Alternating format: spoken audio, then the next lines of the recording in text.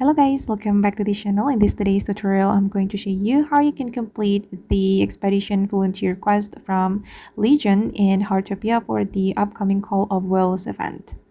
Okay, first guys, you need to track Li Zhen and then you're going to visit her. Once you meet her, you can talk to her to start the quest. Click on the expedition volunteer and click on leave it to me and you will immediately complete the quest. And I think this is the easiest quest I've ever met in Heartopia.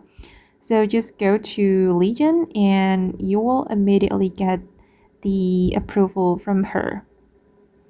That's super easy. Basically, we just need to do nothing and we'll get the approval. Okay guys, and that's how we can complete the expedition volunteer quest from Li Zhen and Heartopia for the upcoming Call of Whales event. I hope this video will be useful for you guys. Thank you so much for watching. And if you found this tutorial useful, don't forget to hit the like button, leave your comments, and also subscribe to this channel. Bye!